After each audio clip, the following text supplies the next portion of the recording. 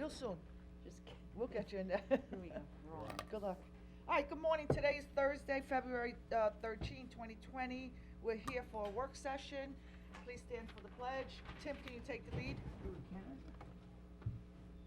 I pledge allegiance To the flag of the United States of America and to the republic for which it stands, one nation, under God, indivisible, with liberty and justice for all. Thank you. Okay. Discussion items. Martin Sanlewski. Sanlewski, 48 Chroma Avenue, please come up. Good morning. Morning, everybody. You're a busy guy. Good morning. You spend a lot of time in this building. Okay. Do we need one more chair? Did you need to come?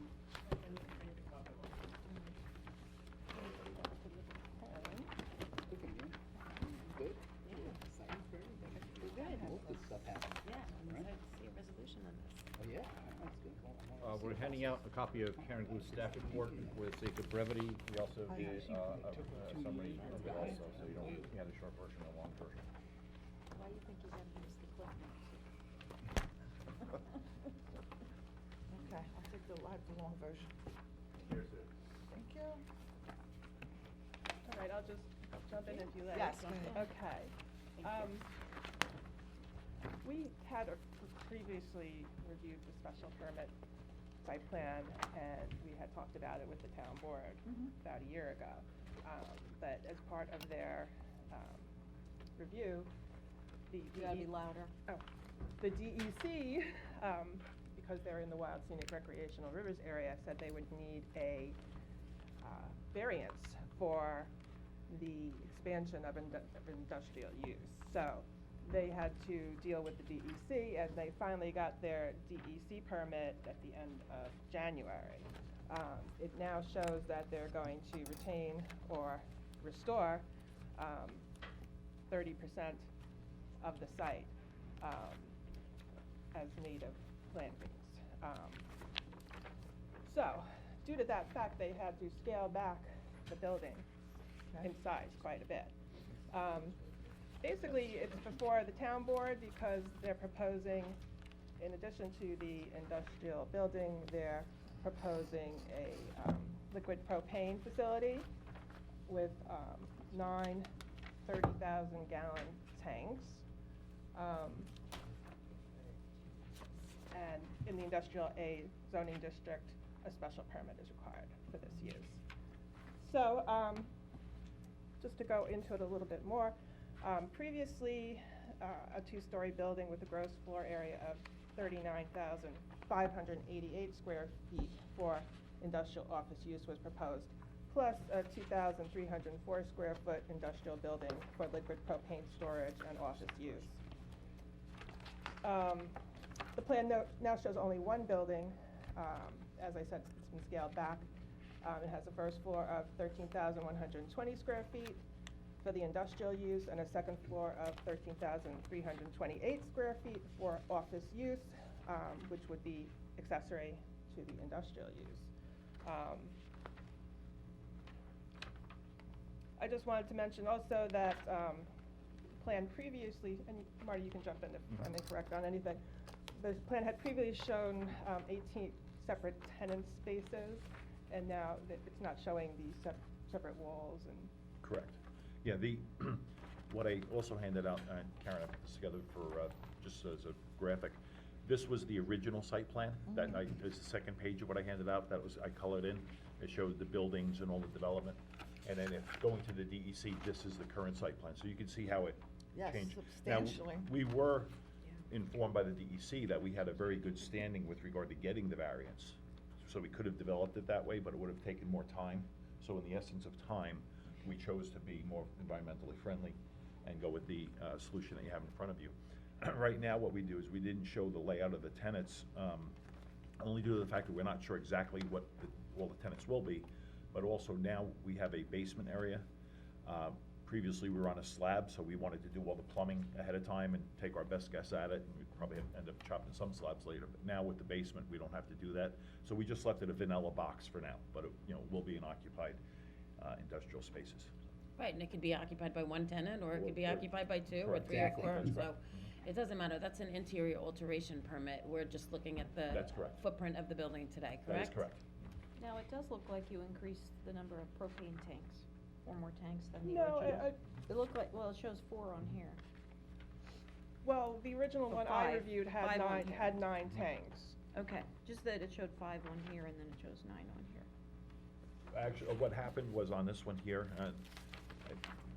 originally, we had tanks here and here as 2 phases, but Mhm. now with everything being, reduced, it's not shown on here, I apologize, but we had a plan where, if you see how there's this open area here, that was for future tanks, so we were doing like a 2-phase wave originally. I just happened to grab this plan off the computer yesterday, I didn't really look at it too close, but we had, like 2 setups of tanks that we were going to do, we were only gonna do 1, but now with the reduction in the development, it's just benefits us to do them all in one shot. So, Okay. Same number of tanks. Yes, correct. And just correct me if I'm wrong, Marty, at the last meeting we had, you said that the reactivation of the rail spur was withdrawn. Yeah, we are not reactivating the rail spur at this time.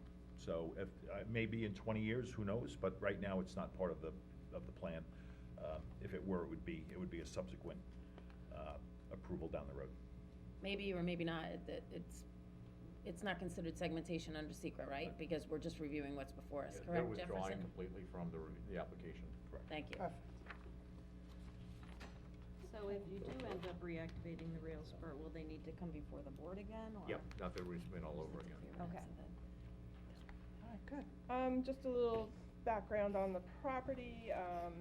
It's a little more than 4 acres. As I said, it's in the industrial A zoning district. It's approximately 30 feet north of the main Long Island Railroad tracks property. It's approximately 275 feet to West Main Street. Basically, all the uses surrounding it are industrial. The closest residential use property appears to be just under 500 feet away on Forge Road.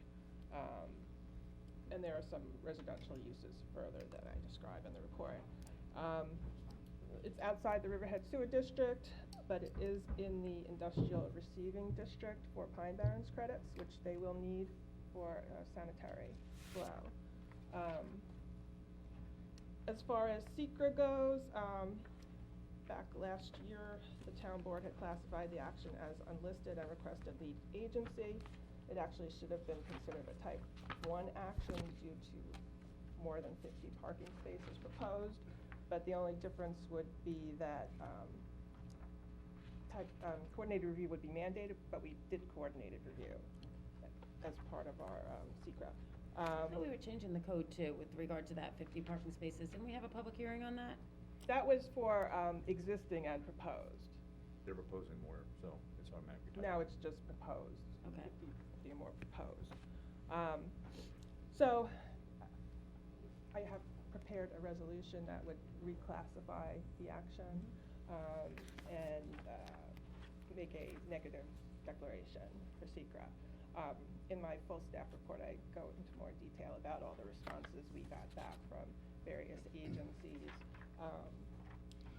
And we didn't feel that there was anything significant.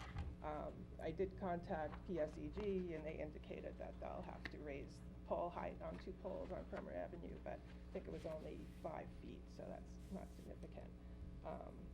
I can go into that a little, these Can you just responses. send us the letters from all the responding agencies? It's all in my staff report, I go into Oh, you gotta every be single- louder.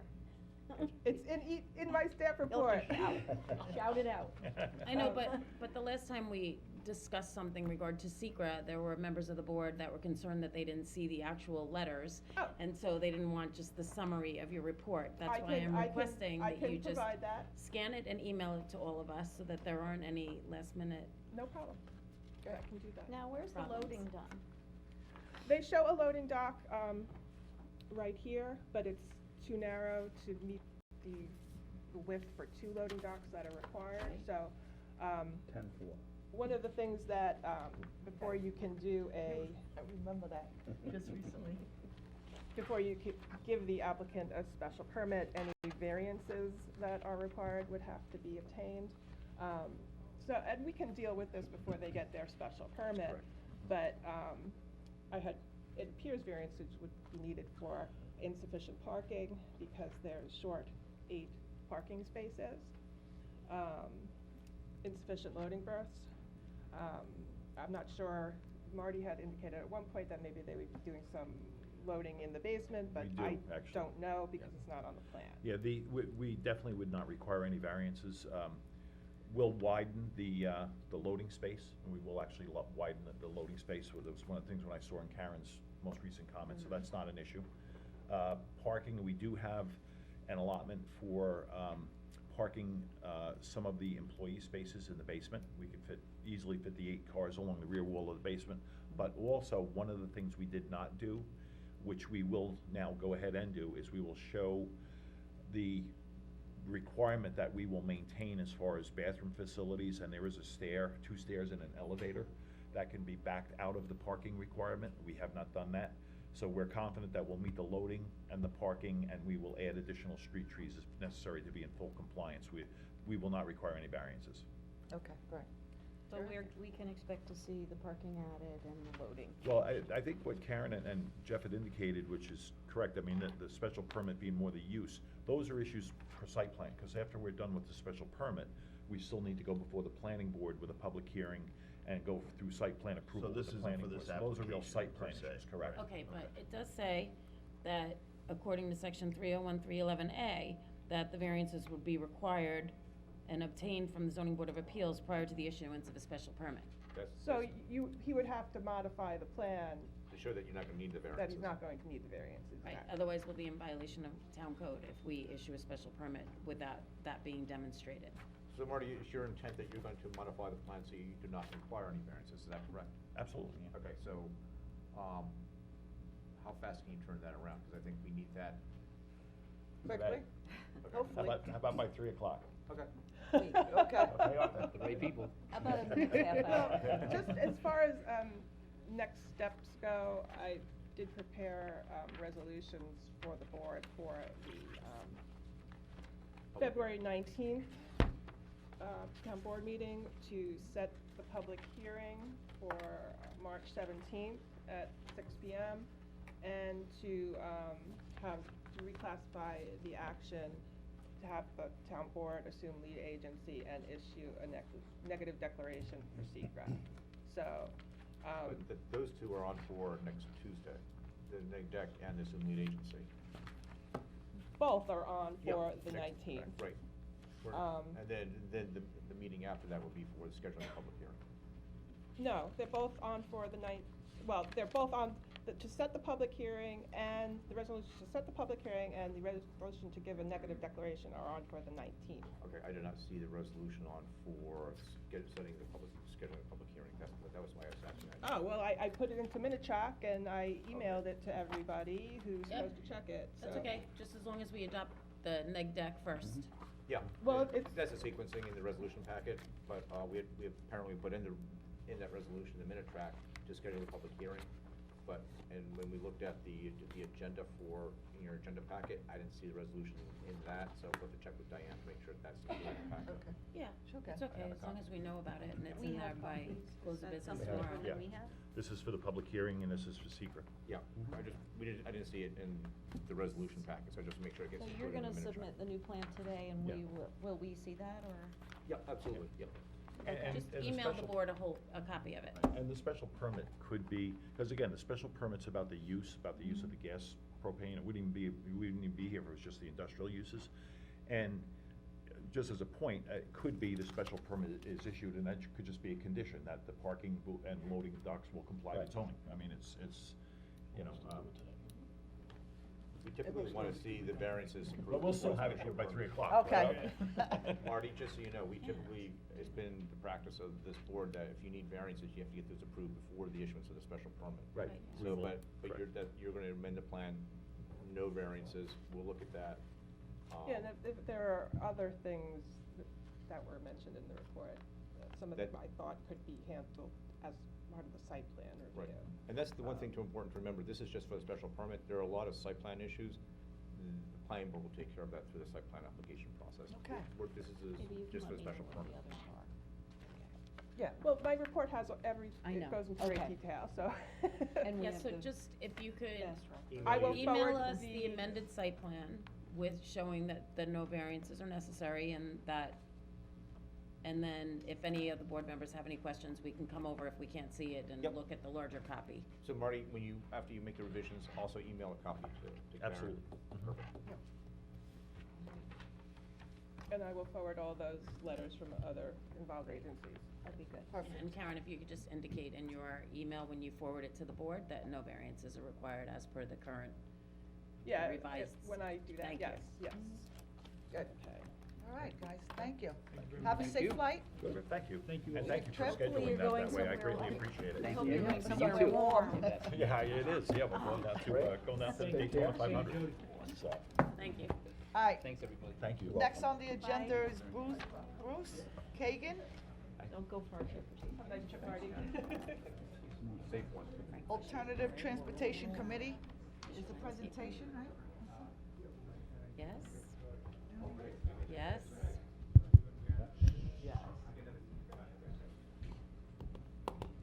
Thank you. Thank you. Oh, I didn't bring my computer. Oh, those are your, oh, I didn't bring in my Surface, rats. Good morning, Oh, everybody. Carol, and mine. Students are unprepared today. Until they got their big, oh, Tim's the only one that remembered. Students are unprepared. Oh, no, I'm prepared. Mine are here. I don't even know what the date is. Well, Today's tomorrow's the 13th. Valentine's Day. I don't know that. Yes, it is. Good morning, everybody. I'm Bruce Kagan. I'm going to be your Morning, Bruce. motivational speaker today. I'm a retired elementary school teacher from good old Miller Place, and I have worked with the town board and Councilwoman Jody Giglio for 12 years on the Vietnam Veterans Memorial Recreation Trail. We have three other active members who are not here today, but the purpose of today is to introduce ourselves to the new administration. I know some of you, but I want to make an interface with you today to say hello. And we are your committee that is working on this trail, and we're here to increase it. This is a trail for the citizens of not only Riverhead, but Suffolk County. It is also part of County Executive Steve Ballone's master plan, and he is following direction from the governor. Eventually, we are going to bring a trail from New York City to Montauk Point. It may be on the street and partially off the street, but this is part of the governor's plan, and this trail is part and parcel of the governor's plan, so it's on the master sheet. There are two things that I wanted to do here today. First, introduce the members that are here, and then give you a quick PowerPoint on what the trail is actually about. Numbers of people have not been on the trail, and they're apprehensive or they just are confused. So it's going to be a quick PowerPoint. We're going to get you on the trail, so to speak. Okay, I want to introduce another member of the committee, which is Joey Mariana. I hope I didn't mess up your last name, Joey. He's our grants person, and he works with Jody and the town to get the money to make this work. And we're about to close out one grant and then work on another to continue the trail. Karen Gluth, you know her. She's the other member from the town that's here. And there's a fellow by the name of Don Hawkins, Steve Cool, and Susan Wilk, but they're not here. So we're retired, so things happen. Any rate, this trail is coordinated by Councilwoman Jody Giglio. Although the Stage 1 was completed about 15 years ago, it was 3.4 miles. The last Stage 2, which makes it a 9-mile circular trail, was completed with the grant money we got with Jody's action in 1 year last year. So what you are going to see is almost a brand new trail. So here we go. This is at the former Grumman property, which is now EPCAL. I present this for the Sierra Club and other organizations in Nassau County, so I give them some pictorial locators so they have an idea when they're driving around looking for the trail.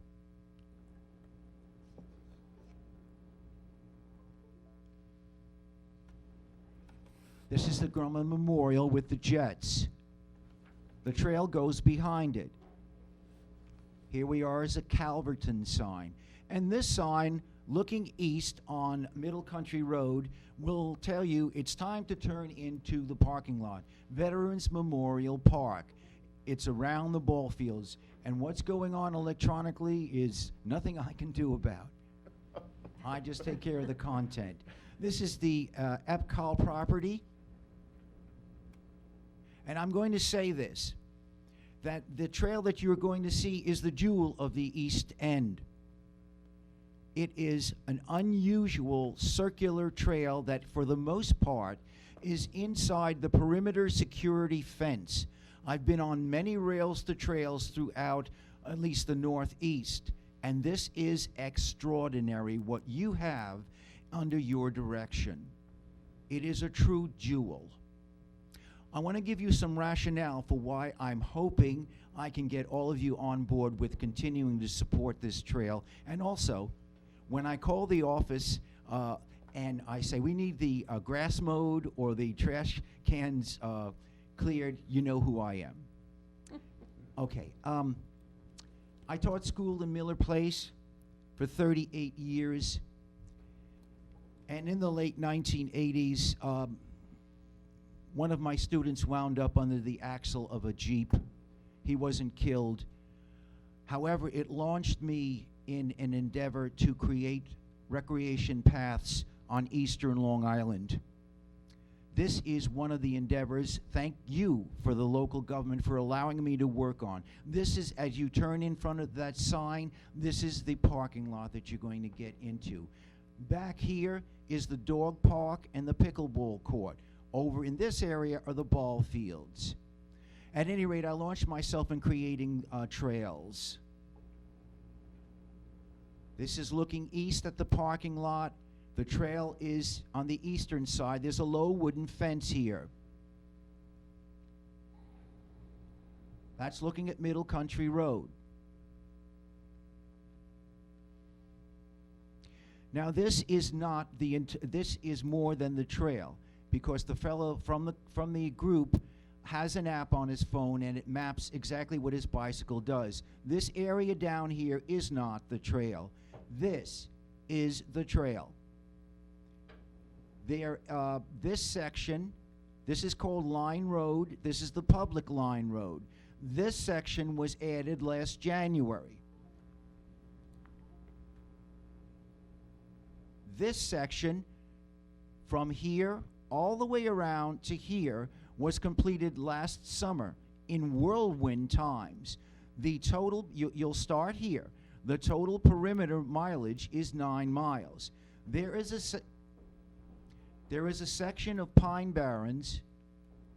I can't tell you what's going on here. Maybe it's the connection on your computer? I don't know. There is a stage 3 in Pine Barrens over here that will come after we finish out this grant, and hopefully we will continue with it.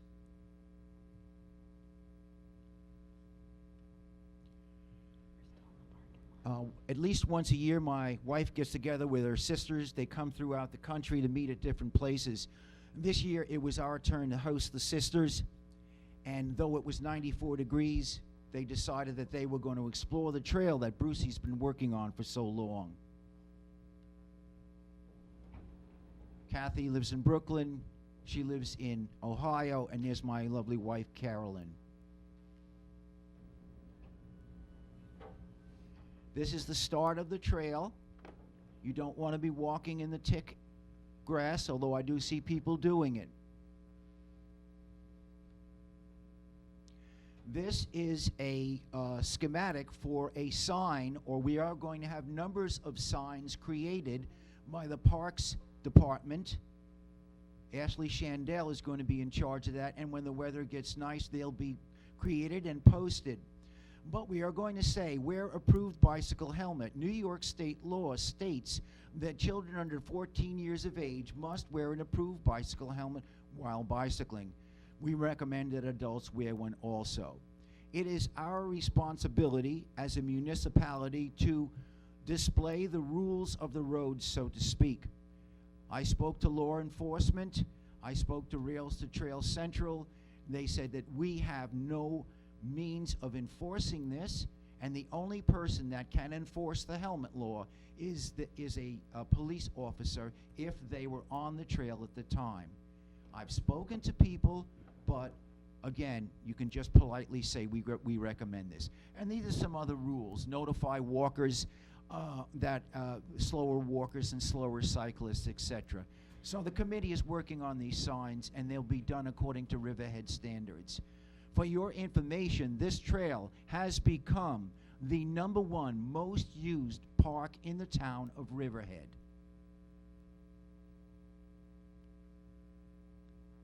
E-Rock does it. You do the trail? Mm-hmm. Yeah, it's beautiful, actually.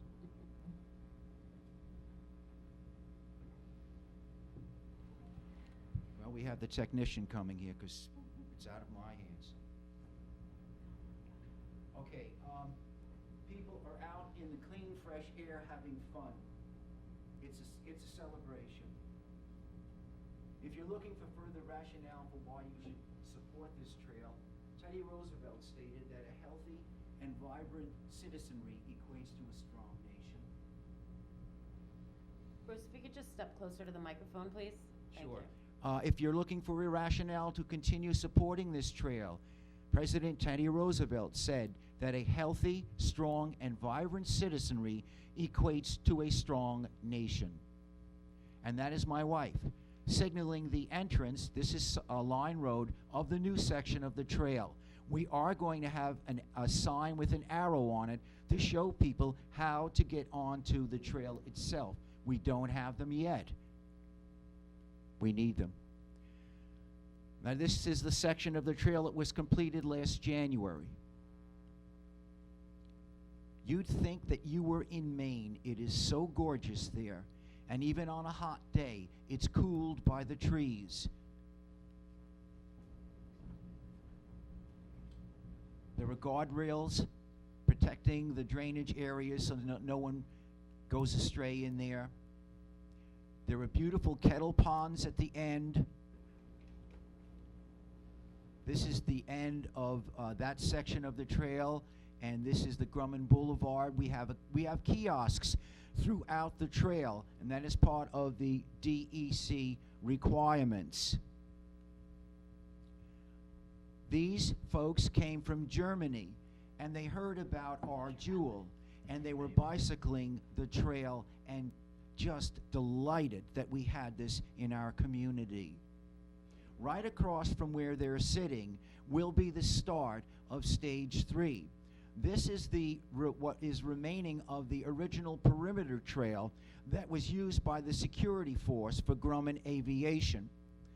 This, I'll show you close-ups of what the bed is here.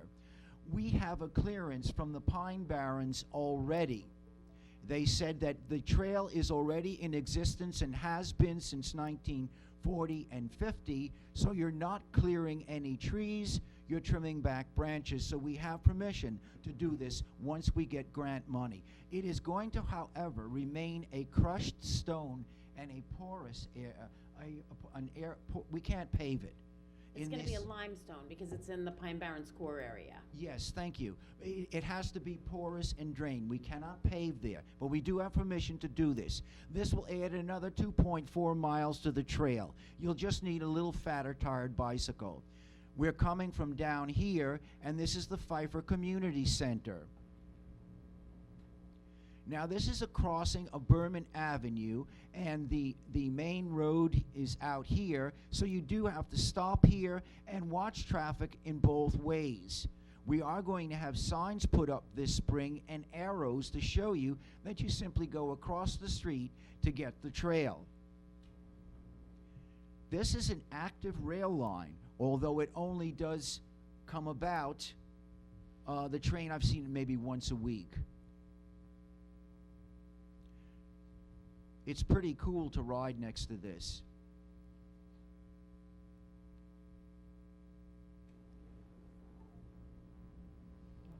Again, I simply do not know. There are beautiful meadowlands off to the side. There is a Wells abandoned cemetery here. We stop, we cool down, have a piece of fruit. There are many children's graves here from marked 1915, and this was the year of the horrible influenza that killed 15 million people throughout the world. The Wells Cemetery. And I'm actually working with an Eagle Scout right now who's preparing to do some improvements to the Wells Cemetery and maintain it and put benches and where you can actually get in and look at the tombstones. So that will be coming to the board shortly. Well, thank you. At the end, there's a kiosk. You can stop and rest, and then you turn north. This section is heavily wooded with pines. It's extremely beautiful. And it does smell good. Yes. These woods are dark and deep and miles to go. So keep pedaling, Brucey. We got to get back to the parking lot. Oh, you're quoting a little Robert Frost there. Yes, indeed. I'm a teacher, so. Uh-oh. Here we go. Okay, we have a sod farm, a huge sod farm that the trail goes around. Beautiful new fence that was put up by the sod farm company. S-Power, the solar company. It was a condition of their special permit and approval was to replace the existing fence that was there and give us a new fence, which they had Yes. planned to do on their border anyway. Well, thank you, Jody, because it is a great asset. With the plantings. Tremendous beauty is on this trail. You don't have to bicycle. There are people that walk the entire 9 miles. You can pick out pieces and walk it. You would know that. You know about grass. This is just the area that has been completed last year. This shows you, well, let's give it a second, I hope. Yep. This is a look at the ballast from the coal furnaces that Grumman used. And basically they put the coal ballast down, and that was their paving, so to speak. That's more looking at the ballast, what the original path looked like. You can pick berries on the trail. That's Connie.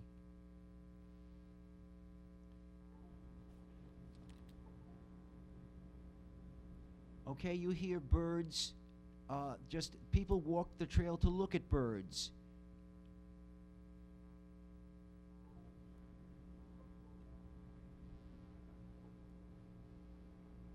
At the end of this section, directly across from J&R Steakhouse, is a little house.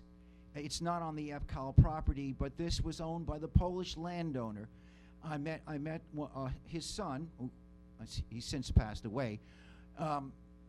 His father owned the land that became Grumman, and it was taken over by the government and paid a fair market price, which in essence was peanuts in those days. He used to swim this fellow used to swim at the Wading River Beach where I go. He would sell all the potatoes for the out east. This is riding behind the Grumman Memorial, the Jets, and you have to be careful back there because it's very angular and people speed. And in our plans as the ATC, we eventually want to get grant money to smoothen out the curves and make them more gentle so we have better vision, because it can get quite can get hairy back there. You have to really be careful.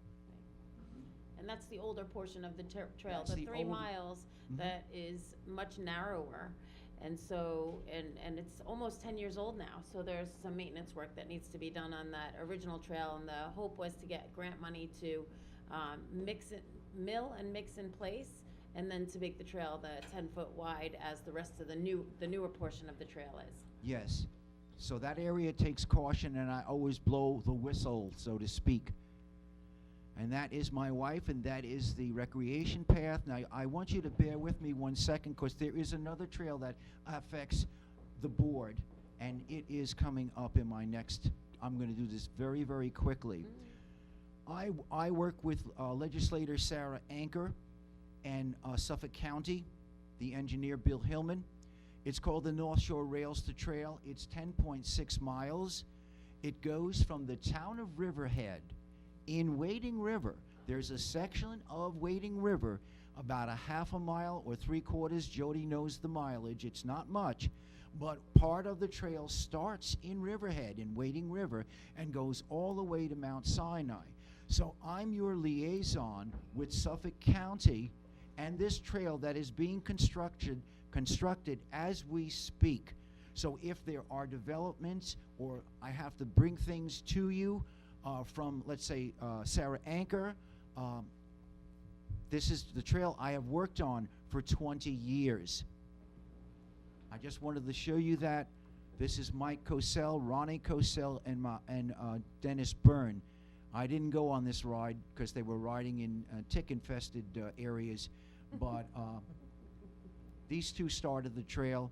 He's since passed away. Any rate, that is my presentation. I'm saying hello. Does anybody have any questions for me? It's a beautiful trail, I'm just gonna say, I've walked the trail, and it is really beautiful. Thank you. We're lucky to have it. Thank you. I just want you to know, if the grass needs to be mowed, we have a tractor that has been purchased by the grant. It has a blower on it to blow off the leaves and the pine cones. So there is a machine that we have, and Jody knows how to get someone to operate it. Thank you very much. Thank you for Thank you, your Bruce. wonderful effort so long. Thank you, Bruce. Thank you. Okay, moving on, we have Andrew Drazen, Wellbridge, and Chris Kent.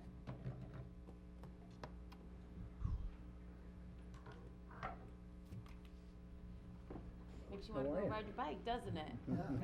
You can go on your lunch break. Yeah, good morning. Good morning, good morning.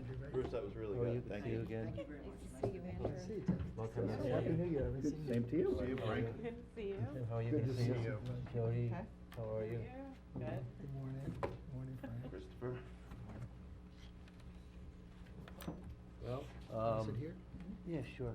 We have an easel over there. Do you want it up? I just wanna share this. This is, Okay. How's it going along? How's it coming? I'm gonna tell you. It's done. It's done. This will be brief, it's very simple. So this is, I'll hold you to that. this is the actual rendering that we had, 9 years ago. Speak up and Oh. introduce the facility for those people I'm who are sorry. watching Yeah. and don't name? understand what's Probably going oughta- on. Probably Um, ought to be by a mic, Andrew. Yep, here we go. Where's the mic? Right In the table. Okay. Can we grab the mic off of the, No, he can, You Chris. can just Chris, speak right here, into him. Right into the microphone. So, Fine. I'm Andrew Drazen, I'm the founder of Wellbridge. It goes back about 9 years, the vision for this project, and that's the original rendering of what we plan to build. And we're very excited to be here today, because the building is done. We had inspections done this week, and I'm very proud that we're able to accomplish this, and it's, the supervisor was out yesterday, Devin was out yesterday and looked at it, and it has surpassed even the renderings that we had our vision for initially. Truly beautiful, and we're anxious to get open and start helping people who suffer with substance use disorder, primarily through Suffolk and Nassau County and the state of New York. And I want to thank the board for all their help during the years to get this off the ground, and we're very excited to be at this point in time. So we encourage everybody to come out when you have time to come visit and take a look at it. And it's really a tremendous, beautiful asset in scope of what they built, what the construction looks like, but also the research that will be done there and the treatment that will be done there to help people who suffer with substance use disorder. So thank you. Okay, The action that is before you today, I just passed out the resolution. This application was approved in March of 2018 for final site plan approval. If you take a look on page 13 of the resolution, this is condition number 32D, and it says, no certificate of occupancy, temporary or permanent, shall issue, which issuance shall be contingent upon but not limited to the following. And you look at subsection D, that all roads within the Calverton Camelot 2 subdivision are dedicated to the town of Riverhead for incorporation in the town of Riverhead highway system. The roads are not ready yet. Vinnie, Bob Kozakevich, Drew, met on the site, I want to say approximately 3 weeks ago. Vinnie Gaudiella has prepared an additional punch list of things that need to be done before the roads can be taken into the highway system. There's no way that they can complete this punch list before they're ready to open up. And we are holding a $1 million bond on the roads, is that correct? That For the is correct. Calverton Camelot subdivision? So what we want to do, is to amend this condition number 32, subsection D, to say that no certificate of occupancy, a permanent certificate of occupancy shall be contingent upon. So we're gonna take out the temporary part of it, so they could open up and get a temporary C of O. They still have a punch list of other things, fire marshal, building, things of that nature, but this gets them over that hurdle, that condition. I would actually even change that further, that upon approval of the town engineer, that the permanent and the dedication, once we have the deeds of dedication from the applicant, that, because sometimes the town engineer says, take the roads in, and we get the deeds, and the highway superintendent refuses to take the roads in. I think So- he's on board with this. Is he? Yes, Yeah. yes. Okay. Yeah. He's on board with it. Just to let the board know, we have already submitted the petition for dedication of the roads. We've submitted all the title work necessary. We've submitted the deeds, not signed yet, but the law says that the deeds have to be approved and accepted by the town attorney. So we have submitted the deeds, the title work, the legal descriptions, and the petition to the town attorney as required by town highway law, so. So before you act on that resolution to accept the highway, there's gonna be obviously a follow-up inspection by Vinnie to make sure everything's done. Okay. Right. And they're pretty close, they've been out there working. We haven't received the punch list yet, though, for the, You should have, okay. Okay. I know I had looked at it and he had missed one of the items that's on there, so I'll have to follow up on if that. you could just give me that so we can start this. you- We're proposing a work schedule to complete the work, and we don't Okay, think it's right. gonna be a lot of time necessary. So you're gonna word it upon the sign off of the town engineer and upon the petition of the Well, office of the dedication? way, I don't think it's necessary, only because of the fact that we're gonna come back again with another resolution for you for accepting of the highways. At that time, everything, including sign off by Vinnie, will have been done. We will not bring that forward to you until Vinnie has signed off on it. Okay, so this is just a slight amendment. That's all it is. That's all we're asking for. And that's all we need. Okay. We'd like the town to issue a temporary certificate of occupancy as soon after the adoption of the resolution, and the completion of some of the on-site improvements, and the completion of the inspections and the sign-off from the town. Okay, That's it? that's it. Thank you very much, looks great. Best Sweet, of luck that's with your good. facility. Thank you. Yeah, And looks it's wonderful. Beautiful certainly, facil- certainly timely because it's in Yes, a real and I crisis, think, so happy that you guys are Northwell there. is partnering with you They also are a for partner. some services, Oh, and sure, no, for it's a sure. good community project, and That's great. Godspeed with that. And you saw the auditorium yesterday, we It wanna was extend that. fabulous. We wanna Yes. extend that to the town and your uses when you Oh, wanna nice. use the auditorium, whether it's education of grade Mhm. schools, middle schools, Awesome. benediction, or Yes. really Very whatever, good. it's 200 seats. That's great. So if you wanna use it for other events. Yeah, because, you know, the RAB meetings with the Navy for the water quality over, that we have the Yeah. people that are in Manorville with the well water. You know, the RAB has their meetings twice a year, and seeing as we have the former building that used to be the entrance into EPCAL, I always Senior get center the Henry used to- Pfeiffer. Yeah, senior center. So that's being occupied, so this time when the RAB meeting was, it had to be at the Manorville Fire Department. It seems like they're always looking for a place to have those meetings, so Go around the that would be corner. great. Yeah, sure. Great. I have to come out and get the tour. Yes. Whenever you want. Well, we'll be there soon, hopefully. When's the ribbon cutting? Well, I think, there'll be a soft opening first, and then maybe the weather gets better in May or June. Okay. You know, we have Northwell as a partner, and, public relations gets very involved when they get involved. Sure. There's a lot of press and news, and so probably in May, you'll all be Okay. invited. Okay.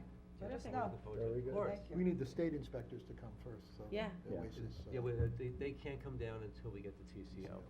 Okay. Oasis up in Albany, and they're calling me every day, when are we coming down, and I keep putting it back, so Okay. we're almost there. We're Okay. almost- yeah, Good. we're right. Good. Okay. Very So good. long. Thank you very much. Thank you, gentlemen. Good luck. Nice to see you. Thank you. Likewise. Good to see you. See you soon. Thank you. Looks great. Thank you, thank you. Thank Good to you. see you. Good to see you too. You too, thank you. Congratulations. Thank you, thanks for all your support. Okay. Okay, moving on, Urban Design Association, pattern book. I'd like to There- introduce Oh, you there he to, is. Barry Long. Harry, why Okay. don't you, yeah, can you introduce yourself? Yes.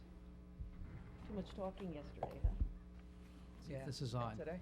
Well, good morning Supervisor and council members. I'm Barry Long. I'm a principal with Urban Design Associates.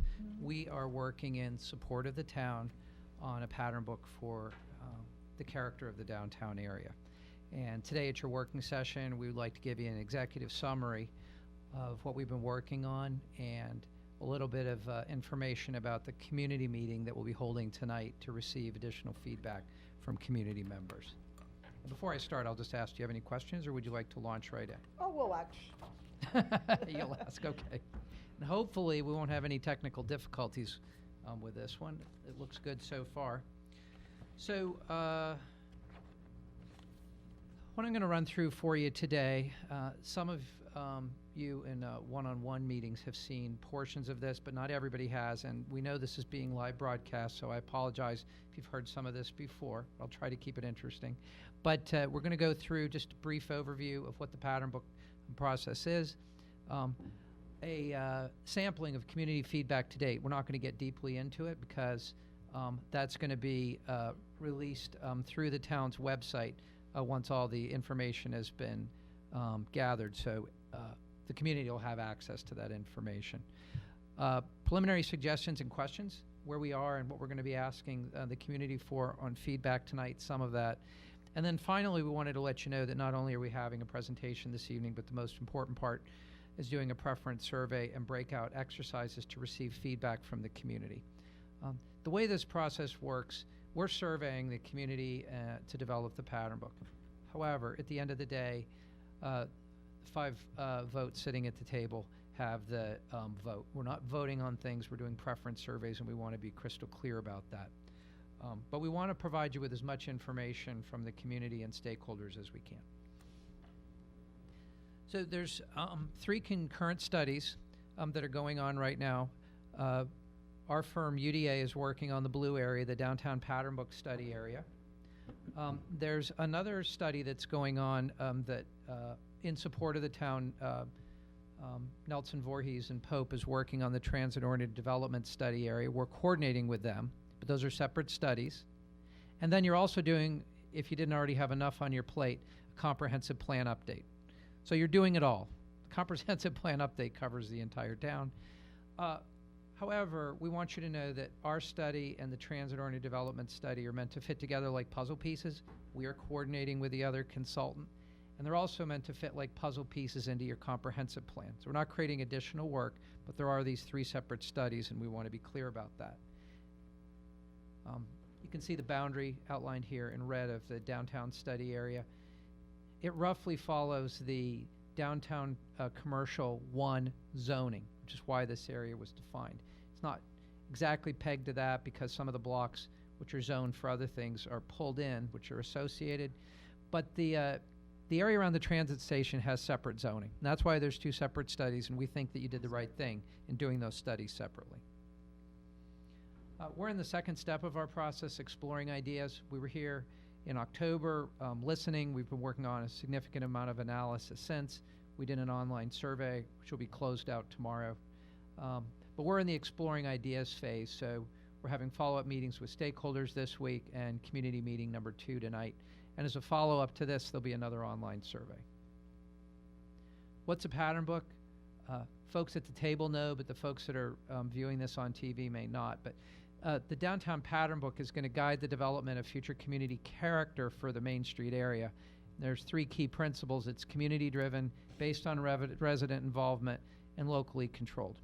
And we're not here, we're the blue box, to tell you what to do. We're here to work in support of the town and effectively to be your hands, with supporting organizations in the community having input.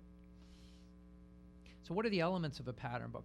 We're looking at policy issues, things such as parking, land use. We're going to give you a heads up on flooding. We know that's a concern that you have.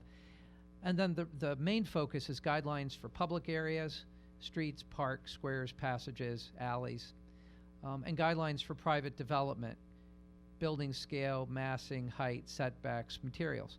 Are we making recommendations to change what you already have? We don't know, because this is a community-driven process, and we're here to facilitate it. Folks have different opinions on some of these things, but I would say so far that there's largely consensus on over 90% of everything. It's always that other 10% that hurts, but there's largely consensus about 90%. So community feedback to date. We've had tremendous turnout both at the first community meeting with the stakeholder groups we met with and on the online survey. I want to talk to you first about the SWOT analysis, which we did in the community meeting, talking to the residents about strengths, weaknesses, opportunities, and threats. So it's difficult to read the bar chart, which is the top 20 on the left, so we pulled out the top 10 and listed them on the right. They're the same thing. And when we put this online, it'll be obviously much more readable, but what came back to us is the top strengths, special events, and I'll just go through the top 5, theaters, restaurants, architectural character, and the Peconic waterfront. In the online survey so far, we aren't reporting out everything on that because it isn't closed out till tomorrow, and we invite people to, if they haven't already filled out the survey, go to the town's website, please take the survey. We've received over 1,100 responses. Which And you guys said was a lot. That's a lot. It's a lot for a downtown. But it doesn't specify where the people are Doesn't, but writing we'll, in from, that you Right. necessarily know that they're writing in from Riverhead residents. Right. It's from, but it could be does seem from to be the whole that, country. I would say the common thread is they do have an interest in downtown. yeah, But- That's silly. That's how you gentrify an area, is to bring traffic and people, tourism and people from outside the community, so, that they have a right, to have an input. And we'll run you through some of the stats we have so far. I just want to on the mention that reporting. the survey does close at 5 o'clock on Friday, correct? Right, it runs through 5 o'clock tomorrow. We thought when we were here this week, it would be good to continue to publicize it, but over 2 weeks, that's an incredible response. And I know that a lot of people in Riverhead are filling it out, because people are saying it to me everywhere I go, and I'm seeing it all over social media. And so I believe that the survey is based on community participation. And we'd like to thank all of you for publicizing it, because we did not publicize the survey. This is posted on the town's website, and your publicizing of this as a town in think- articles and putting the word out is what, every time, well, we said to the supervisor yesterday, when she puts out an article, we get 100 more responses. Mhm. And then it'll drop off, and then it gets reposted, I and there's think, 100 more responses. Our 2 local newspapers did a terrific job. They've been promoting it, and they help spread the word. And Newsday. And Newsday, local, But to Councilwoman Giglio's comment, that's why we want to make sure everybody knows this is a preference survey. You're not voting, because the legal votes are at the table. We're gathering preferences because the foundation of the survey, it's a good generalization, but you have to dig down and understand as much as we can about where the information came from. And some of that information is guarded by privacy rights, so we're using a third party. We don't even have access to all people's personal information. But we did highlight number 5 there, and the waterfront on the survey from the 1,100 residents that came back so far is ranked as number 1. So this is the ranking from the community meeting and the stakeholder groups in October, but the Peconic waterfront jumped to the top of the top 5 in the survey, the online survey.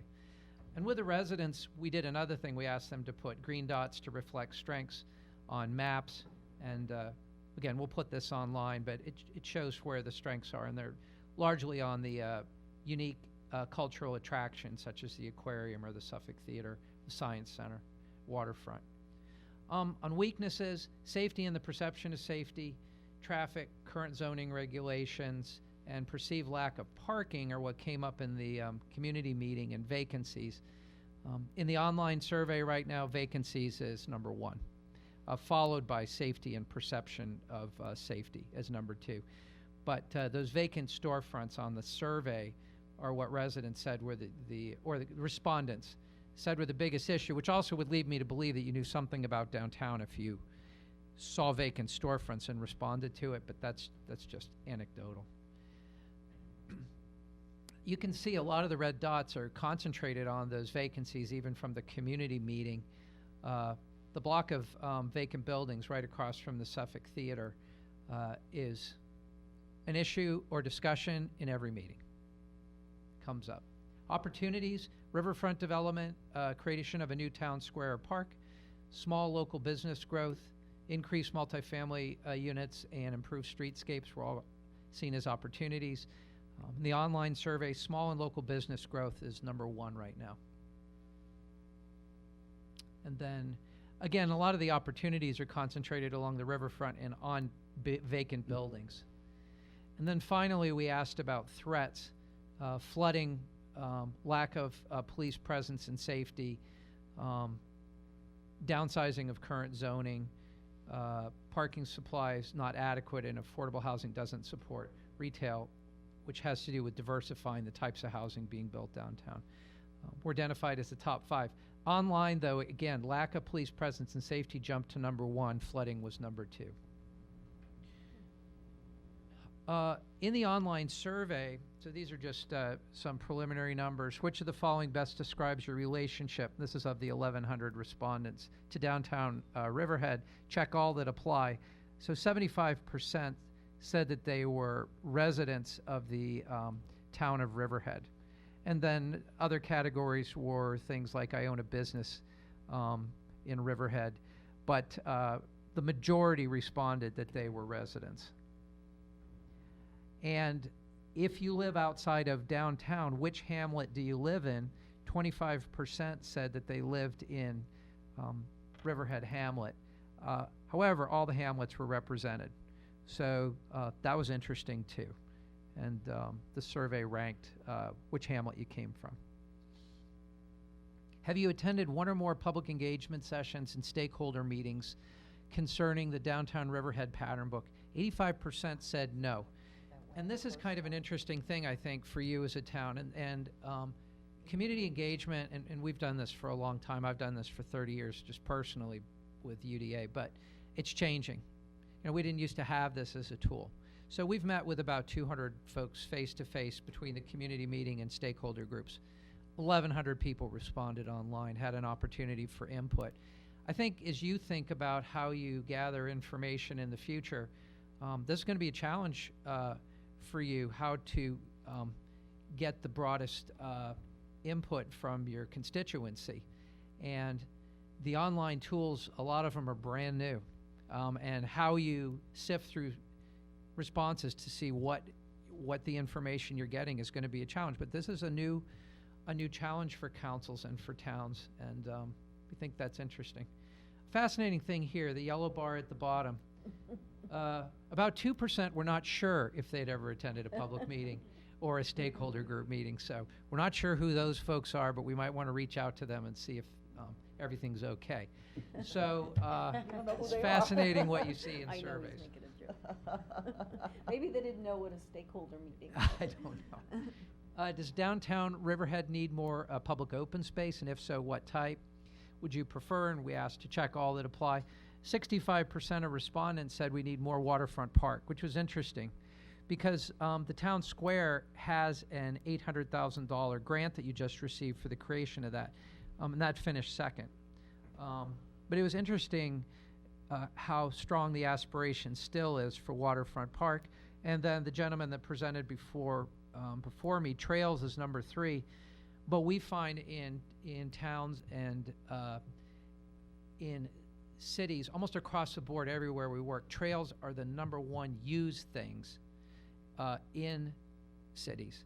And that's important for downtown too, and your TOD area in the town in general, because what you saw in the last presentation was loops that you can complete. It's a lot more interesting than going out and back to complete a loop. We have, like in downtown, we have a 30-yard long bike trail. It's the shortest bike trail. I think we should get a monument because it's the shortest bike trail off Peconic Avenue that I've ever seen. But It would be great if that went somewhere. It's literally from Peconic Avenue to the parking lot.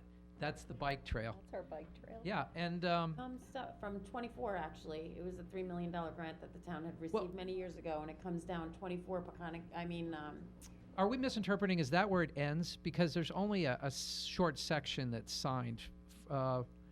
It's actually, we can have the town engineer get it to you.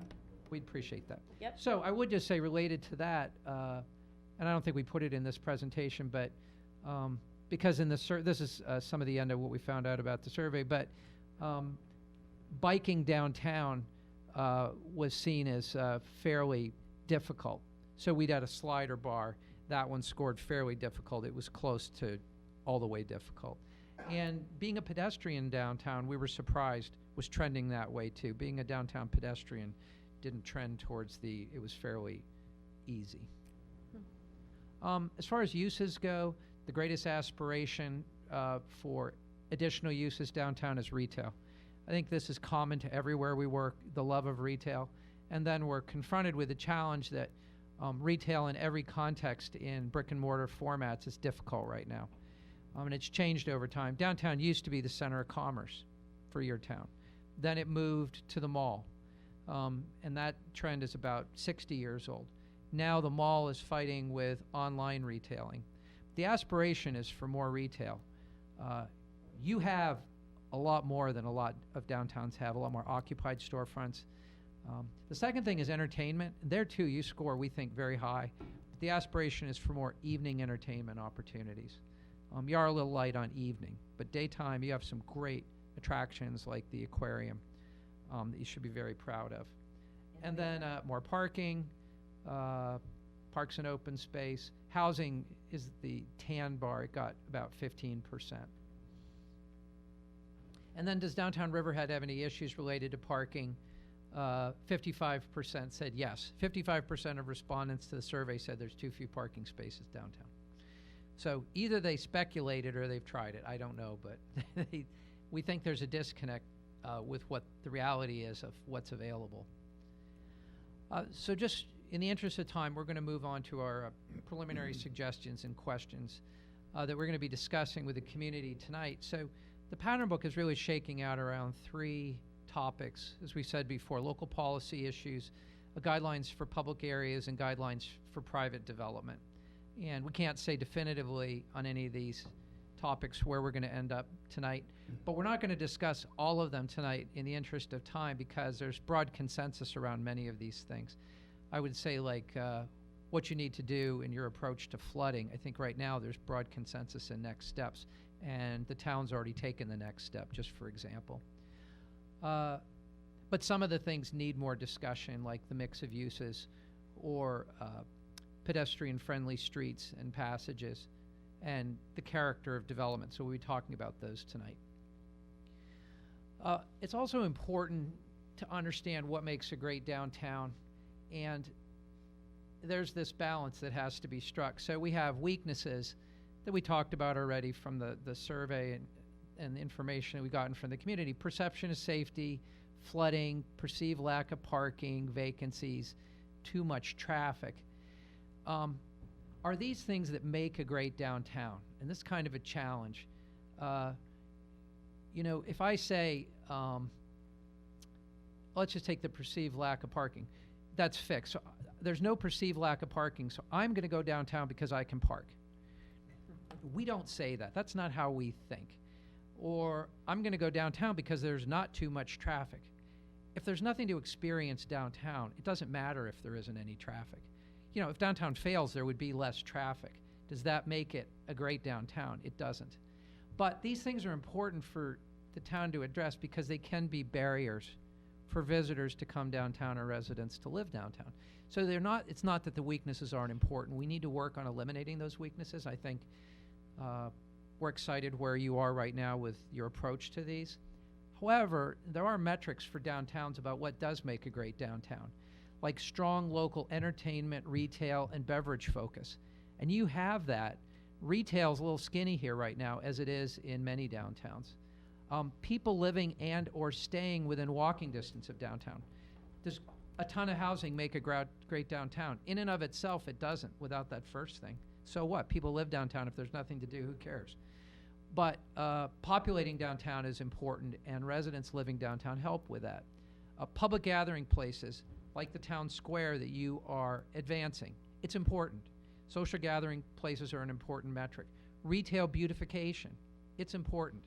Your vacant storefronts largely look terrible. And just to be honest about it, your zoning ordinance says that's not permitted. You know, if you enforce your zoning ordinance, even though those vacancies are there, I can show you the section if you want me to, because I dug in and looked at it. I was surprised, I'm like, oh, here, look at this. That's not, our experience on Main Street's not permitted. The zoning ordinance said you're not allowed to have a vacant storefront that looks like this.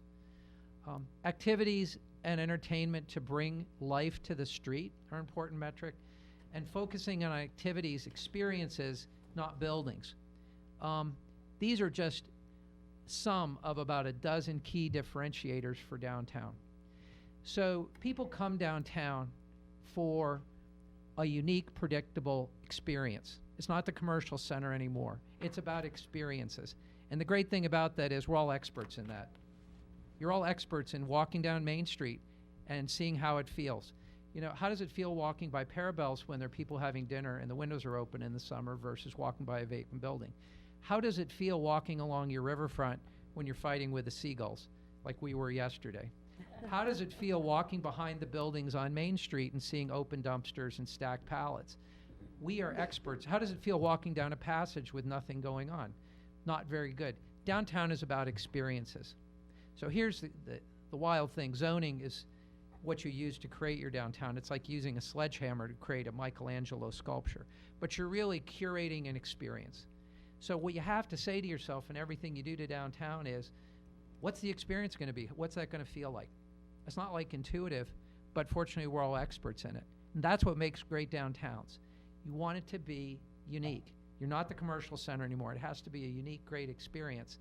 And you have a lot going for you and a lot to build on. But it's not just about the buildings. The buildings are a stage set for life. It's a theater set. But if you got nothing going on the street, so what? Buildings and the built environment and the parks, they're like a theater set. But you have to populate it with programming and activities. That's why people living downtown help. That's why people working downtown help. That's why visitors are important.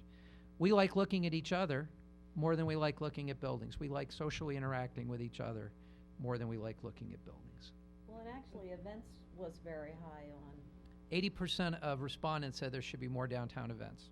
people like the events. In the online survey so far, yeah, that came out very high. So, people are not gonna come downtown for flooding, but you do need to look forward, and we know the town has reached out to the Army Corps of Engineers. Very important to get your long-term strategy in place, because the shoreline is gonna move likely with sea level rise by 2050, and it's gonna move further by 2100. Not storm events, just the shoreline.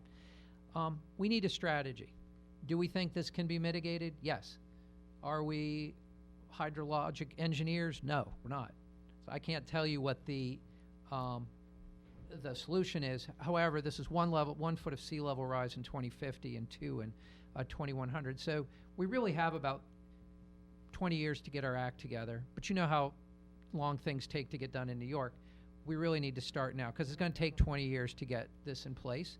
But it would be great, and I think the town is going to do this, to get a plan in place, a strategy, because this issue is in a lot of towns we work in, and you need to be first in the line for mitigation money. You need to get towards the front of the line, because that line is going to be very long as this happens, and other towns realize we too have a problem. And Southampton underwater is not a problem. No, we know, yeah, so we aren't, fortunately, we're not. We talked It's about not that we don't care about them, but like we said, we're working in support We're of you. working on Riverhead. Right, we're working on Riverhead. We're not worried about Southampton. This is really. Interesting, like there's flooding today, right down by, the river. Maybe Kara can point it out. I don't have a pointer. Flooding right now today. Yeah, because we drove through about a foot of water. Yeah, right down in there. You have a lot of impervious surface downtown. It's actually not river flooding. You have everything that's in gray is paved or building. So that's all shedding water. Plus, most of the white is actually paving too. It's patios and things. That's shedding water. It's all heading towards the river. You have another kind of water issue that we're going to help you address, but this issue of how to capture stormwater and not just have all impervious surface and have backside flooding is something that we need to be thinking about too. You get an A+ for paving and building on downtown. You've done a very good job. The percentage of impervious surface is incredible, but it is something that we need to begin to think about because we got to get out in front of this too. We talked about the proposed mix of uses, and what makes a great downtown is a lot of different colors. And this is that plan on the left there, is those are existing uses, all those different colors mixed together. That's great. You have a lot of different uses. And you have a lot of red on the ground floor, which are commercial uses, which is great. We have a lot of gray in the middle, which is vacancies and vacant storefronts, and now we have a big vacant site. That's where downtown starts to fall apart from an experiential standpoint today. We know you're going to address this, but it's important. Because again, it is that experience, and the experience starts on Main Street and then it extends to the river. But it starts on Main Street. You got to build on your strengths. You have great clusters of things, though, which the circles on the right indicate clusters of entertainment and restaurants. That's a really healthy thing, that pattern for a downtown. And you have some great uses downtown. So what folks would like to see is more retail, but we have to give you kudos for a lot of what you already have, actually. Under the public realm, something that does need some work is pedestrian-friendly streets. From an experiential standpoint, folks don't just like to walk down what we call the clear zone, the pedestrian zone. They like to have the area by the street amenitized, and I say they, we, all of us, and something going on in the marketing zone. So this is just an illustration taking an existing downtown sidewalk, and you have a lot of this. It's not very well animated. And then in the amenity zone, adding street furnishings and dressing it up. And we heard those banners are actually in process right now today, so that was exciting. And then for the retailers, activating that marketing zone. It doesn't matter that some of your sidewalks are a little bit skinny. It doesn't mean that this is not feasible. So we have a menu to share with residents tonight. But you could go, in the public realm, you could go a long way towards dressing up your downtown to pay more attention to these areas. Some of them, a lot of them are pretty, they're kind of a dead zone. Places like the Flower Shop do a good job, but we need more storefronts that do a better job. Well, I just want to mention, just because we talked about it at the meeting last night, if you go back to that other slide, you really only added a few things. Yeah, exactly. We didn't go crazy. A Yeah, we put bench, some- the sign is different. Yeah, maybe Kara, can you point out the You- blade sign and Yeah, the you really only awnings added there? a few things, and for me, it's a tremendous Yeah. difference. So sometimes we're overly conservative with what we permit in signage. It's more interesting to see signs sticking out vertically from buildings because it begins to animate the public realm, we believe. The little awnings, some seating, could be landscaping. It's just stuff to look at. You know, variety is the spice of life. And when we walk down the street, it wants to feel good. It wants to give you a big hug. And this is Riverhead, right here. We're not importing anything. This is your Main Street. Pedestrian-friendly passages is another one. Same type of strategy. How can we make these experiences feel better? The one next to the sushi restaurant feels pretty good. We walked down there last night. There's an entrance to the Mexican restaurant in the back. There's interesting lighting. There was things populating that passage, but that's the exception. That's not the rule. We know you're working on the passages, but they should all be better. And one of the number one thing for residents on this issue is lighting. More lighting in the passages. They're underlit. Public safety. We are not the expert in the room on this, but fortunately we have someone sitting at the table who has a PhD in public safety and crime prevention through environmental design principles. And the supervisor will tell you that the most important things related to the perception of public safety are, number one, lighting. When you walk around at night, you don't get an A+ on that right now. Number two, cameras. And number three, letting people know that you have cameras, like a smiley face that says, hey, That was you're great, on yes. candid camera. those are really the top three. I proposed that to him yesterday. Yeah. It's And not you're right. offensive, when you use that No, it's not smiley offensive, face, no. instead of, you don't feel like you're going into a government building or high-secured area, hey, smile, you're on camera. And, it's very effective and very community-oriented. Absolutely. And you can That's- see maintenance is an issue too. So with what the residents, or on the online survey, those are the things they came back with. Actually, number one, they said greater police presence. However, we went out to dinner last night on Main Street. A police officer greeted us. He was walking the beat. It felt good. I mean, that's the kind of thing I think folks are talking about. We had a positive experience. Number two was lighting. Number three was cameras. And this is on the online survey. Number four was maintenance. Wayfinding signage is also important. And there's other things related to SEPTED, but you have one of the national experts in that right here. And I'm confident over the next 2 years, there's going to be a lot of progress on that. And then finally on development, and this is just kind of a primer bit, your town's developed over a long time. And what we did is we highlighted the buildings that were built, that are still remaining today, that were built in 1900 and these other periods, because we were just curious about what is in this kind of exotic soup that defines downtown Riverhead and makes it different from every place else. And what we found is that these buildings, what they all have in common, or these periods, is that the buildings that were built in that period were of their time. They were contemporary in the sense that they were of their time. So in the 1900s, we had a lot of freestanding buildings, which we now call historic, and some small shops where an owner would have lived over a retail establishment. They were tiny buildings. 1900 to 1950, we got the Suffolk Theater and some larger mixed-use buildings with apartments on the second floor. Some were one-story retail. 1950 to 2000, though, is post-World War II, we saw a major change in commercial centers. So first, department stores like Woolworths came downtown. But then in the 1960s, they started going out to the mall, in 70s and 80s, and that trend has continued for 70 years. But you can see 1950 to 2000, the larger box retail is largely what we saw, and those are buildings where the character, again, is of its time.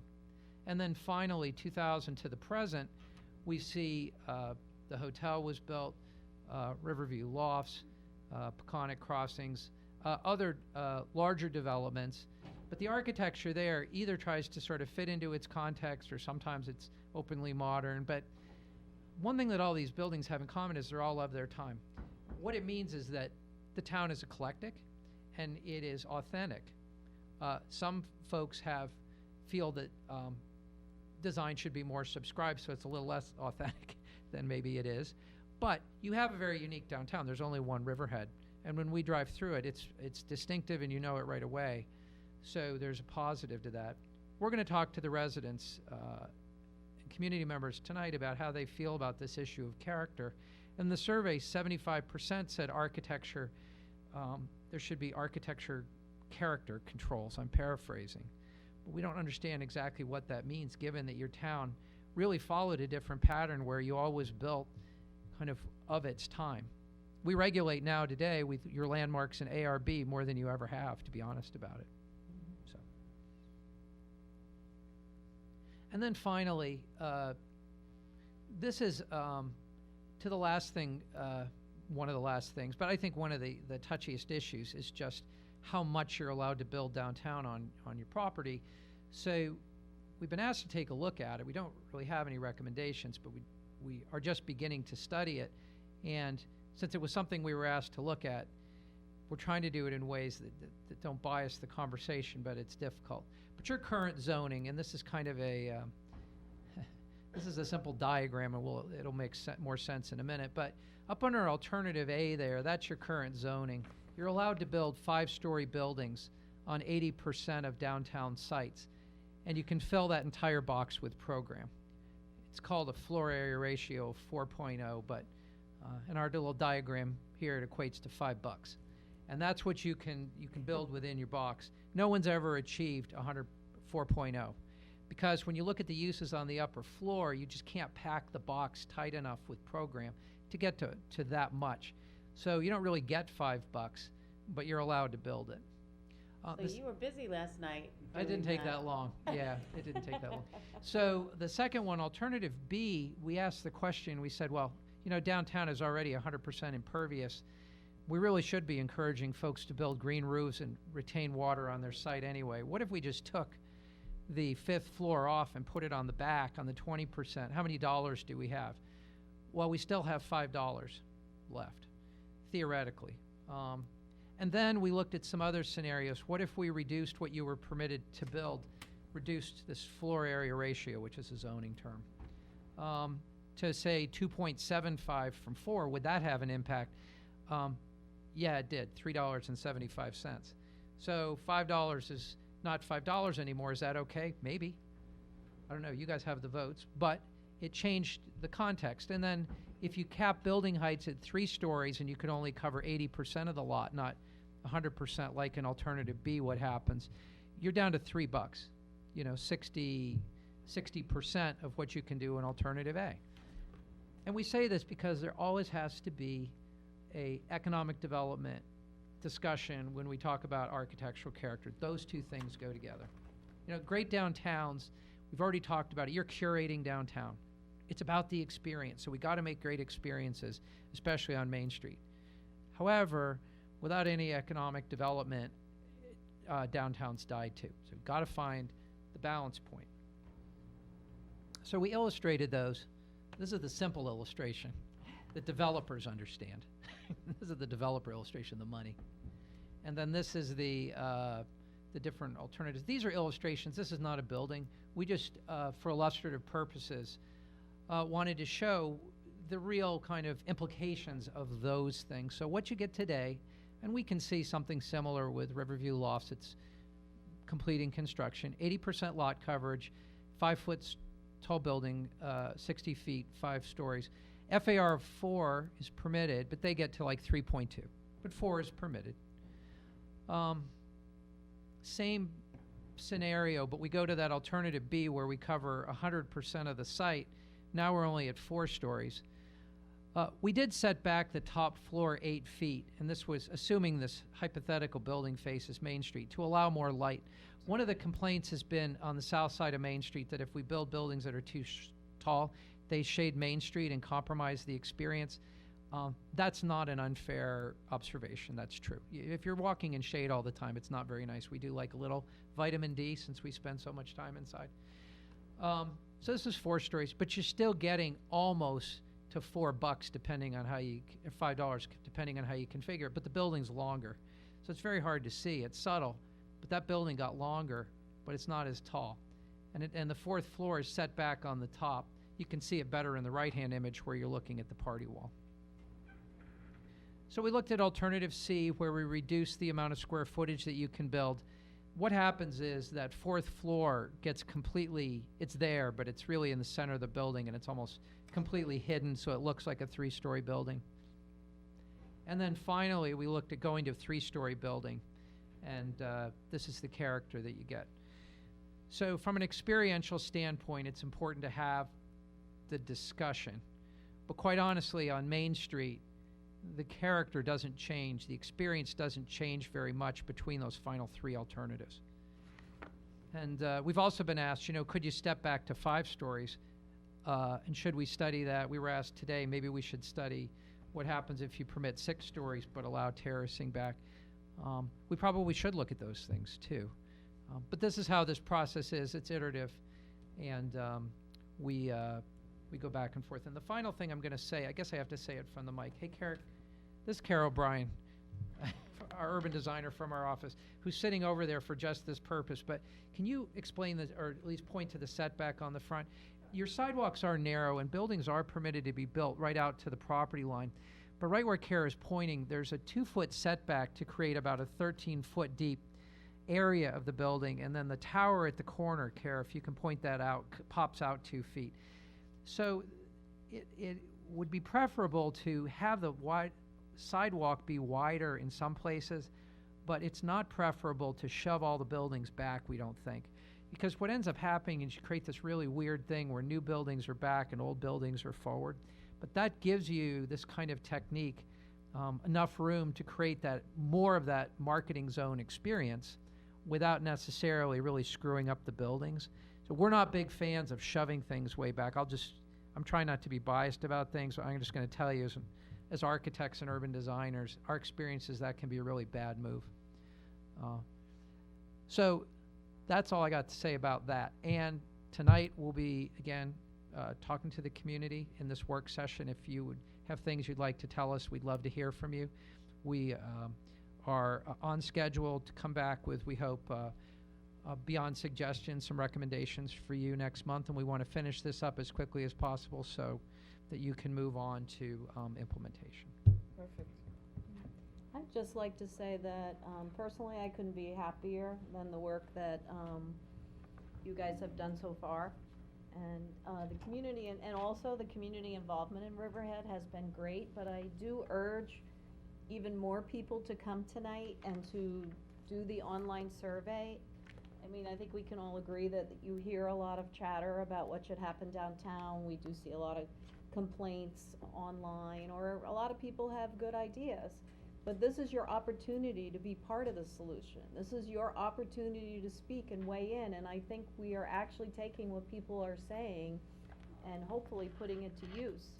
And also, if you have strong opinions about things, I think that people in town should be speaking to the officials that will actually be voting on this. You need to let the people on the board know what you want. So tonight, it's at 6:30 at the senior center, and the online survey will be on the town website until Friday at 5 o'clock. And if you wanna be part of, you know, how our downtown looks, you need to weigh in, you need to speak up, you need to send letters, and you need to, you know, talk to people about it. Perfect, thank you. And we want to thank, too, all of the supervisor, the council members, Jeff Murphy, your community development director, Dawn, for being so plugged into this process. You're not waiting on the sidelines. You've been engaged both in listening and providing feedback. It's important, because this is your downtown, and I mean your Riverhead's downtown. It's really important, and you are curating an experience, even though you don't think about it that way. When you're downtown, that's the way you need to think about it. How does this experience feel to me where I am? And if it ain't great, let's fix it. That's the challenge I'm going to give to you, and we're all experts in that. Thank you. Thank you very I much. just wanna also Tracy's been involved from the IDA, and we've had good participation from all the different stakeholder groups as well. Yeah, I should have in fact, we're going to put a slide in tonight about all the stakeholder groups we've met with, but they've been terrific, and it's been a broad spectrum.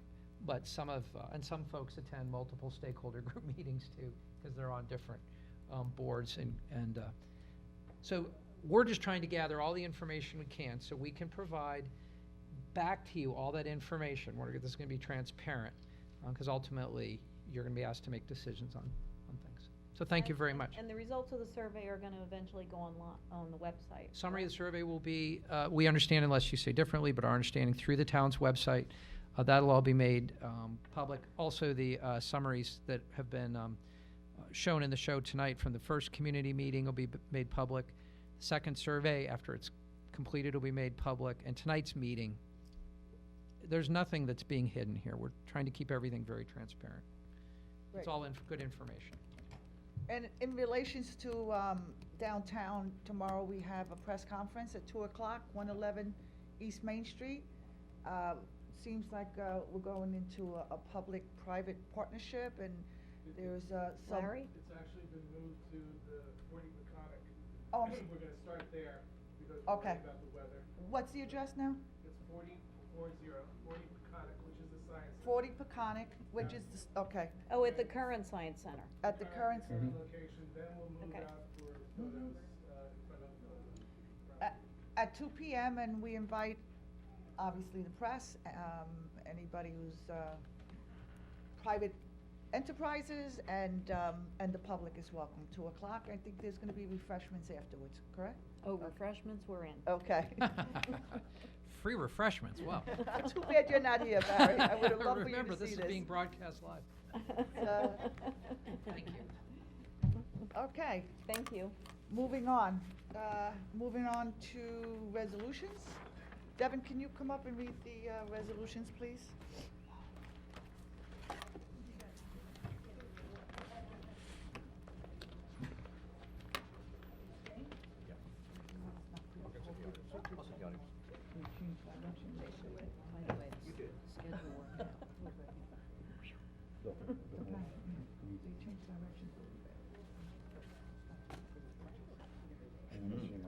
Yes. Information.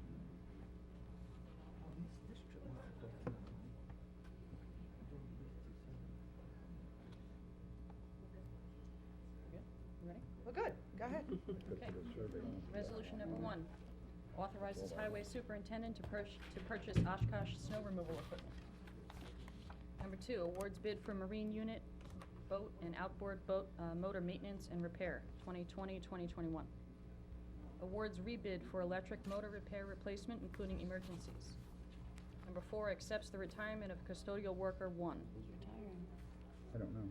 Number 5, accepts the retirement of computer operator 2. Number 6, appoints an assessment clerk. Number 7, amends resolution 2020-58. What's that one? Have it up yet. 6? No, the 7, amends resolution. Town board coordinator. You have it? No, mine?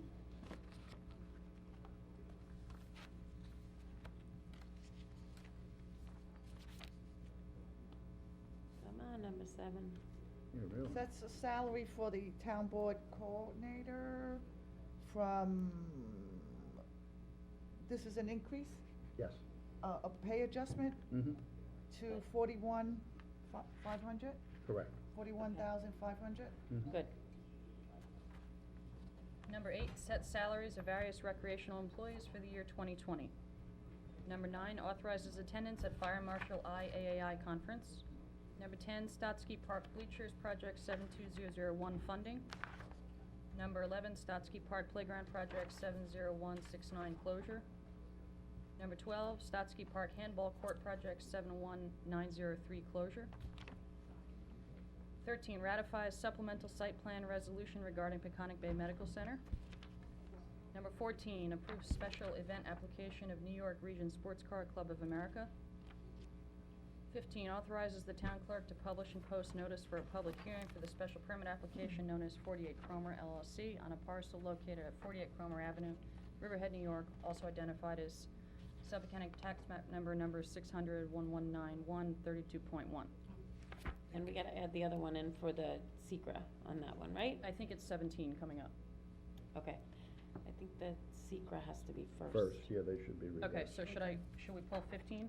No, Diane No, will make it'll- the change. Yeah, Oh, the you'll town switch board the meeting, meeting, okay. I'll just, yep, yep, Okay. just switch them around. Okay, 16, sets salaries for 2020 seasonal personnel for the Riverhead Recreational Department. 17, reclassifies action as type 1, claims lead agency status, and issues a negative declaration pursuant to SECRA for the special permit and site plan application known as 48 Cromer LLC for a proposed liquid propane storage and distribution facility and industrial facility with accessory office located at 48 Cromer Avenue, identified as Suffolk County Tax Map 600-1191-32.1. 18, setting terms and conditions of employment of Deputy Supervisor Devin Higgins.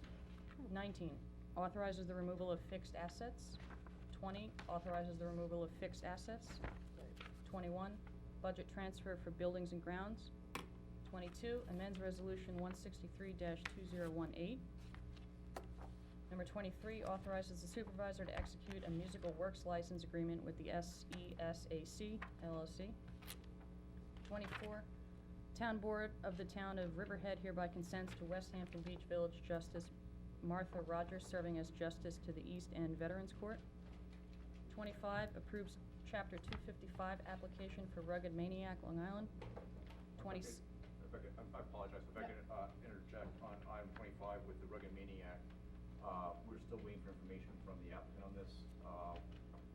The course outline needs to be given to us in a large scale format so we know exactly where the trail is going to go. We have not received that information yet. I know that Bob was going to reach out to the applicant, but I would ask you to table that until we get that information so we know exactly where the trail is going to go. Okay. We'll, Sounds we'll good. confirm? Yeah, okay.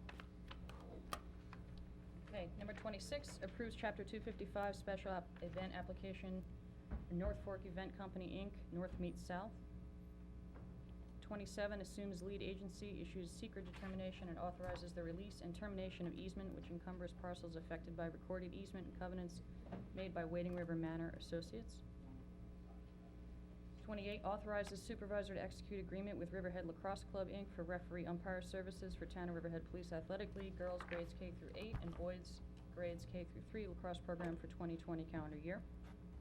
29, authorizes the supervisor to execute an agreement with the Suffolk Youth Lacrosse officials for referee umpire services for the Town of Riverhead Police Athletic League, boys lacrosse program grade 4 through 8 for 2020 calendar year. Number 30, approves extension of the agreement with Mark Conklin and authorizes the execution of a second amendment to the agreement between the Town of Riverhead and Mark Conklin. 31, authorizes settlement of legal action by Francis Heavey against the Town of Riverhead. 32, appoints member to Veterans Advisory Committee. 33, appoints member to Veterans Advisory Committee. 34, appoints member to Veterans Advisory Committee. So, one of them is, supposed to, let me just read it, because one is supposed to be an alternate. I think it is. It is as an alternate. Two are resignations, one It is. because a member was unable to attend for a couple of years to the meetings, so we were finding difficulties to have a quorum.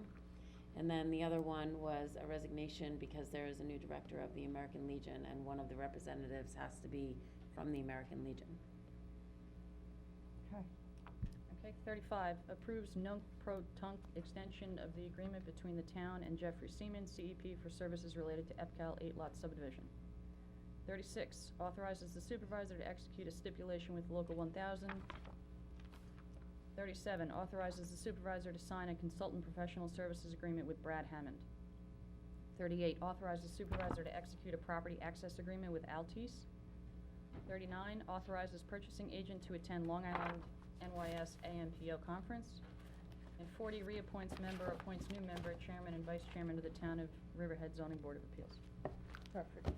Thank you, Devin.